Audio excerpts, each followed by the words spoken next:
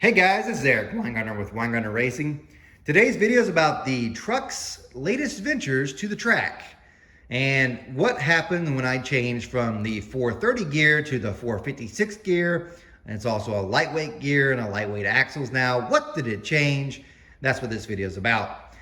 I know there are lots of videos about people doing racing stuff on their channels, and I appreciate you watching yours. I try to always give you stuff to learn. So that's the reason why when I go to the track, I want to see if this actually helps it go faster or slower. And so that's what this video is kind of entailing. I'm gonna try to give you as many details as possible. There are videos in this. There are data logs you can see. So I track the RPM and everything else.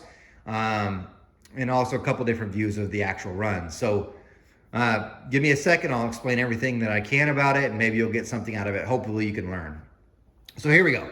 I'm just going to give you a quick rundown of the truck. It's a GMC Sonoma. You call it an S10, doesn't really matter. 355 Chevy. It's about 12-to-1 compression ratio. It's got scat forged rotating assembly in it. I say 12-to-1. It's actually 11.9. Got to give that 0.9. It runs on 91 octane. I don't go 93. They have it here, but I have nothing around me. 91. It's not even pure gas. It's just the E10. And you're like, how can you do that with 11.9 compression? You can.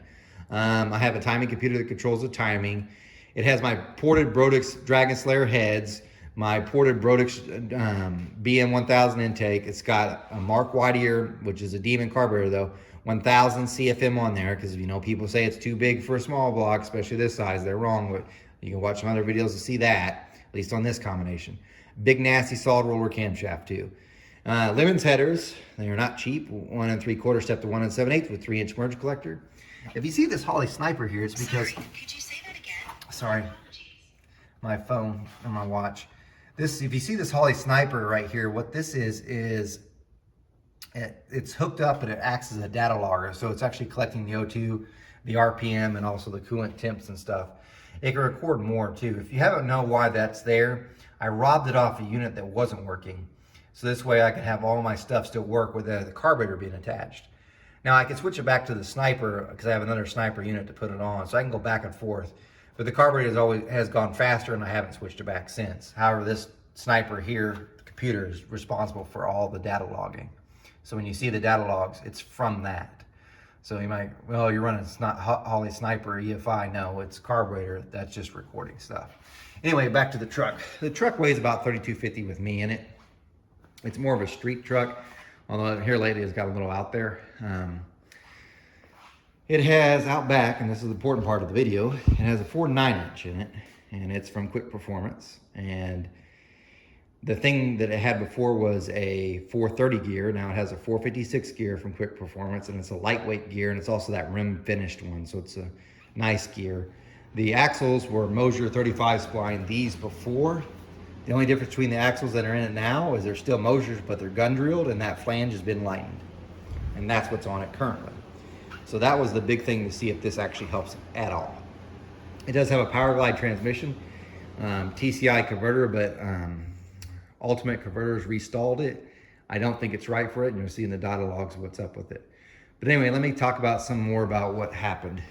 For those that haven't paid attention to the channel and you're new to the channel, let me explain.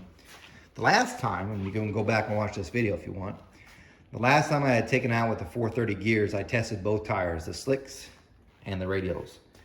And the radials were faster. So the fastest I ever went with the slicks with this power glide setup was a 1086 at 124. The fastest I'd gone with the slick on it was 11.0 at 121. And I made several passes to get those, at least 2 with the radials, and I think 3 with the slicks to get a baseline. Now, I will say that was about a month or so ago, and the air conditions were about 500 foot better as far as density altitude. You're gonna see time slips, and the good thing about Tulsa, they put the DA on there so you can kind of compare that. So keep that in mind when you're comparing them. So here's how it went when I went to the track. I actually started with these because I was really hoping for a really good run. So on the very first run, what you're gonna see is it hooked up and then blew the tires off. And I had these on, I had its tire pressure set at 13. The last time I had them out, I had them at 12. So I was hoping maybe I could 1 pound more, I could get away with it. I totally don't think it's the track prep at all that caused it not to hook up. because if you look at the tire itself, you could see all the sticky stuff still on it. And this is even after the drive back. So it had some, they did put down some glue. I just don't know why. It was first off the trailer, got the truck warmed up. I only had a 3500 launch on it set up. And it should have taken it and gone, but it didn't. But it also was turning far more RPM at the end, which of course the gear would. But I didn't want to, after that first one, I didn't want to keep fighting the truck, try to get this to hook up, and I may later. But I really wanted to give a good A-B comparison with the gears.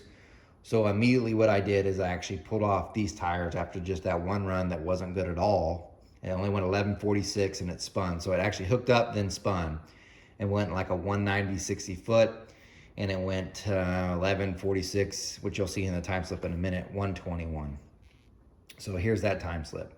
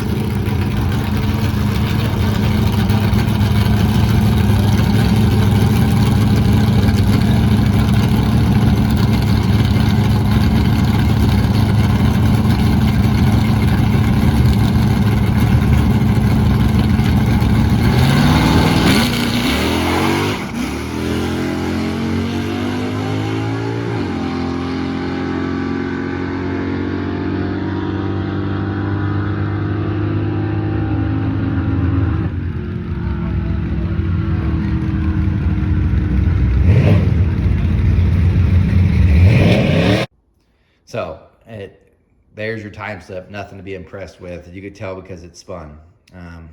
Anyway, I didn't want to mess anymore with it. So what I did was I put the slick on because the slicks are far more consistent. Like, even though the last two times I had these on, they hooked just fine. I didn't want to mess with that. I wanted to be able to give you guys and myself, I wanted to know if all that money that was spent for the gears and everything else, did it make it go any faster? So just to save a little bit of time, and slicks are consistent, that's track, I just switched to the slicks.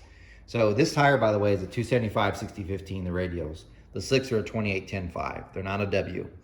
So in theory, both have the same tire diameter, but slicks do grow at the end of a run. So, and I knew this before because last time we took it out, when you look at the data log, this actually the slicks turned less RPMs than the radials at the end of the trap. So anyway, slicks went on. The one thing I did change from last time is last time there were signs that the slicks were rubbing on the frame. So I did add this. That's a 1/4 inch wheel spacer just to kind of move it out just a smidge, and ran it. I made 3 more passes with the slicks on, and each time there's small changes just to try to get to run as quick as possible. See if I couldn't go faster with the slicks. And since I know some of you don't like to hear the whole video, I'm gonna go ahead and tell you, the gears and the rear end and everything, it gained at least 1 mile an hour. So if you can look, and I'll try to show you, but it gained 1 mile an hour from where it was with the 430 gears and non-lightweight stuff. For sure 1 mile an hour. Because before, the best it gone with the slick was 11.0 at 121. The best that you're gonna see here today with this video is 11.03, but at 123. So a mile an hour is for sure better. The ET is not. It's about 300 slower. And part of that, I think, is just the air. It's 500 feet worse. I think if I was in the same air conditions, I think I could go probably at 1096-ish and about the same mile an hour, maybe 124. So anyway, here's some of the stuff to show you. So here's the first pass with the slicks, and I've got the launch set relatively low at just 4,500 RPM.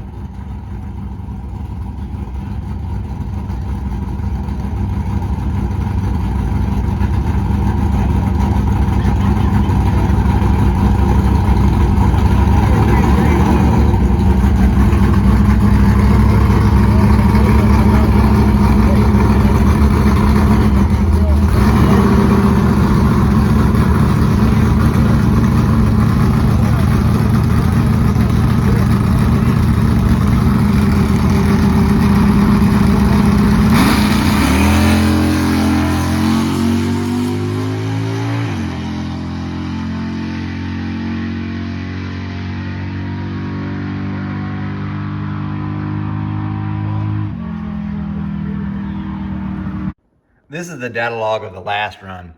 And I think I might have just jumped on the trans brake real quick and let off. So let me show you. So this being the beginning of the run right here. Well, I say that I'm idling about 2,300. I have the trans brake on, then I smash the gas. It jumps up to 5,500. It's sitting here. This is me letting off, which there's a little dip right through here. Let me move my cursor out of the way so you can see. I'll move it down here then. You can see a little dip through here. So this is the trans brake on it. As soon as I let off, there's a little dip, but it climbs. That's really not that bad, except for it's just taking too much time through this point. And if I look at my peaks where I shift at here, this is the shift. It says I shifted at 74.28, which is about right. But the bad part is it drops down to 56. So that's a 2,000 RPM drop, which is not that great. And then if I look over here all the way at the end, we're about, click there, we're at 7,400, so about the same. Now, if you look at these purple lines here, this is the AFR, but I've said this before, you can't really read this because I have the O2 sensor right at almost the end of the tailpipe, so it's collecting outside gases. But I will say it's probably lean, because even if I click on just the middle spot here, which is probably where it's at, that says 16.1. I don't think it's that. But when I look at the plugs and stuff, it's probably closer to 13.1, 13.2. It's definitely lean. I was going to add more jet, but I just didn't, because I actually put a new spark plug in and ran it, and it's lean. It's not 16.1, I'm going to eat my engine alive lean. That's just the O2 sensor acting up, to be honest with you. And that's the placement. So anyway, this is the last run. This is the one that went an 11.03 at 123. So there's that one. Okay, after that, it was 11.15. I was kind of, as you could tell, I'm kind of bummed. I was really hoping for more out of this thing than that, because, I mean, this thing was a pretty good chunk. I think the axles were 600. The gears were like another 250. So, I mean, we're into it, quite a bit, and it didn't really gain much. As a matter of fact, it's running slower. So what I did is, the last time it had gone fast, went to 11.0 with the slick before, I had the launch set up at 5,500 RPM, but I thought I'll creep up on it. So now what you're gonna see is I'm gonna turn the launch up to $5,000. And here's that video and the time slips.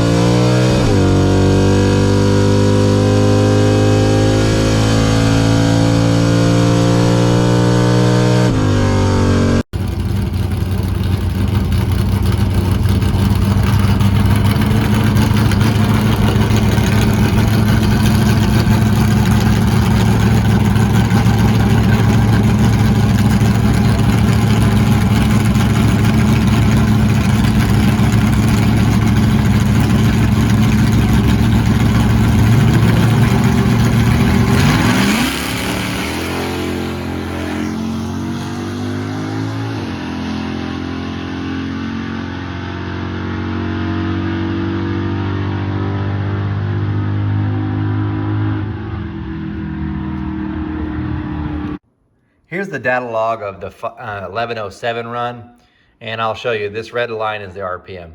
So, and I've got it clicked here just to kind of show you. I had the launch RPM set from the MSD at 5,000 RPM, and it's actually a little low. So when I hit the trans brake and I floor it, this is 49.05, but watch how it kind of jumps.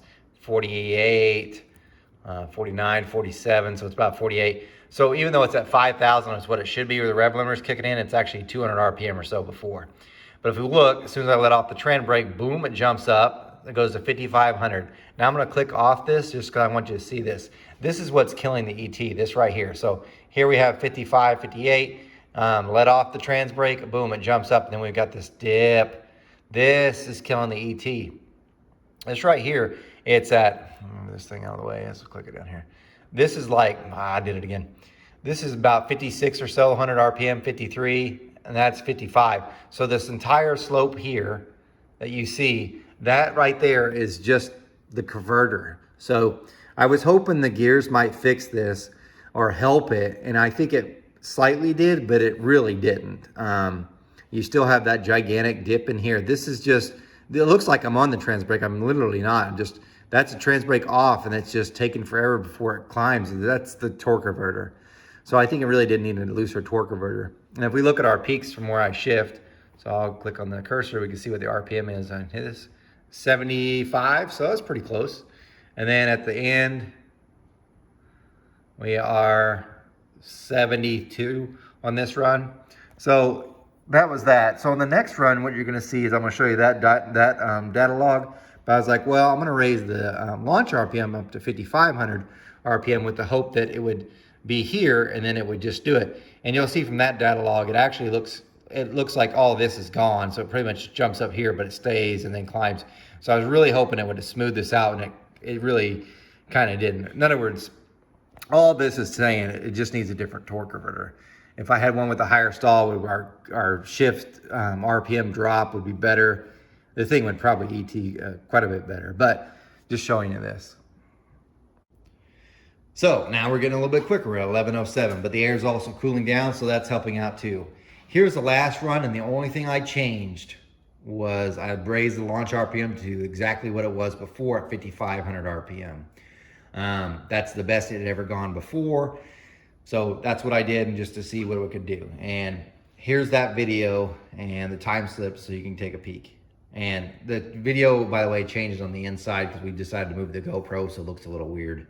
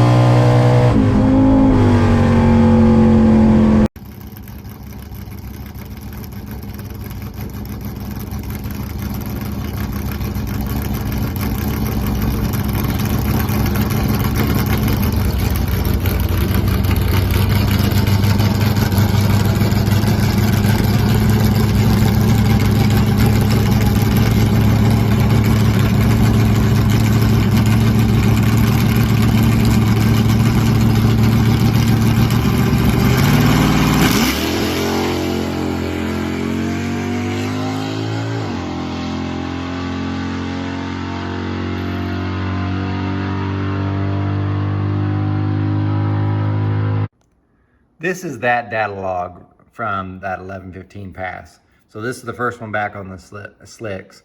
So this one actually is a pretty good recording. You're gonna see from the later ones it wasn't as good.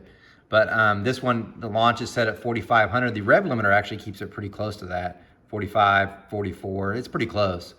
But anyway, so I had it set there. And as as soon as I jump off the trans brake, it jumps up to 5,300. And watch what it does. It just holds there, 53, sorry. This is the RPM, so you could tell. It just holds there. I mean, we're talking 53, 54 before it finally starts climbing. And once it does, now we're doing pretty good. And we get up to 72, so I short shifted, I guess. And it dropped to 54. So yeah, not so good. And then if we go to at the end of the run, we were at 72. So it's still low, but you could just see this is just murdering it. That's torque converter. So I thought the gears would help it. It doesn't look like it is. You'll see in these later runs, the ET is gonna get better, but you're still gonna have that. And you can see I'm gonna try different things to try to resolve it. So anyway, there's that. Ignore the peak line, that's just O2s. And they're not reading right because it's at the end of the pipe. Okay. Okay, now that you've seen all that, you might be asking yourself, well, I guess it doesn't worth it. I would say the lightweight stuff, probably not. But I will say this, if you're getting them, you know, you're gonna get your new gears or whatever, just go ahead and get them lightened. Because if I really look at what's going on with the truck, no matter what you say, if you look at the old time slip, That mile an hour, the best it ever did with the slick was 122 and a little bit. This is now 123. It's a solid mile an hour better. And this mile an hour is better in at least 500 foot worse air. So I do think the lightweight, and more likely what gained the more mile an hour was actually the gear ratio increase, because this thing actually makes peak power at 7,500 RPM. So, I think the gear ratio increase and the lightweight stuff helped it gain, but 1 mile an hour, and it really didn't gain any ET. I mean, 11,003 or 11,003 or whatever. It's 300 slower, which 300s isn't that much in worse air. However, if you were like, hey man, I'm gonna spend all this money and I'm gonna go, we're not gonna pick up any, it'd be waste. So this is the reason why I show these videos, because I guess it could save some people some money. So if you're gonna do it and you've already got the stuff, I'd say don't. That's a good $700 that didn't make the truck really pick up that much. I don't know if it's worth 700. Some people are gonna automatically comment, and I've heard this before, and I appreciate it. 700 bucks would have got you a nitrous kit, and they're absolutely correct. $700 would have got the nitrous kit on there, probably would have helped the converter and everything. The problem is I built this engine, and when I did is I gapped the rings for NA, and never to have nitrous on it. So yeah, I could put nitrous on it. I'm fairly certain those rings will butt, break the piston, and it's all over. So yeah, if I gapped the rings for that, absolutely, let's throw some nitrous to it. It'd be fine. I didn't. I set this up totally for NA. This rotating assembly will take it. The pistons itself will. It's just the gap in the rings will not. So you probably would be, and then the point being is you could save more money if you just put a nitrous kit on it and go faster. Now, what else did I learn? If you look at the videos, this thing is hitting hard on the launch, and then it kind of falls on its face. What I think might be happening is, and I haven't done too much investigation on this, because the O2 sensor isn't working because of where it's at. I think what's happening is the launch is actually causing the fuel to come out of the bowl. In other words, it's sloshing back and falling right in, and I think it's getting a little rich spot, and then it comes out of its bog and starts accelerating. That may be the dip that's causing it. It may not actually be the converter. So whenever I go back to the track, I'm gonna hook a tube from the front bowl to the rear bowl on the vent, so that if it's sloshing out there, this should prevent that problem. If that does, that will fix that little bog off the line, and we should really pick up some ETs. I would love if that was the issue, that it's just accelerating back and it's splashing fuel, causing it to go rich, causing a little bog, then coming out of it. I would love if that's it. However, my heart says you're not that lucky, it's the converter. And if you've watched any of my videos, you know I'm going to dyno the new engine for this on Thursday. And it's a power outer deal, and what's going to happen is everything in here will pretty much be gone. New converter, of course, new rear end gears again, and a bunch of different stuff. Probably going to move a bunch of stuff in the engine bay as well, because of the Torque Storm supercharger that's on it. It's coming forward, so this whole thing here has to come forward, and I still want to retain that. The truck will be down for a while, is what I'm going to say. Also, a total redo on fuel system, because I'll have 2 fuel systems, one for gas and one for methanol. Also bigger lines. So a lot of stuff will have to change. So I'll probably be sticking with this engine for a while, but I'm not going to spend any more money as far as that. But man, if that little slosh vent tube fix it, man, I'd be plenty happy. Oh, that'd be great, because maybe then it really would pick up and we see more of it. But anyway, I appreciate you watching. The video's a little long. These track ones are, because they try to give as much information. Anyway, because you stuck around, I'm going to tell you this. When you saw my time sets, my car number is 721. The reason why is because when I was a little kid, and we used to go out to the circle track in Enid, and there was this guy named Van Gimmel, and he ran an IMCA modified. And this is back when the IMCAs I thought were the top class, and they still really are cool. But back then, the only ones that had aftermarket heads used to be them. And it was the Iron Eagles, but that's because no one could afford aluminum. But they're ported, you could do whatever, and they ran methanol back then. I don't know if people do that anymore because of the weight. Man, I thought they were bad to the bone. I mean, this guy named Van Gimmel, his number was 721. He would win quite a bit. His son Troy ended up racing too. I don't know if he still does it, but those 2 guys were pretty amazing. His dad was 721, I don't remember what his number was. But I love that, and he's the number on the car. So, and when you look at the time slip, it's 721. Anyway, guys, thanks for watching. Remember, I'm no Superman, and you guys take care.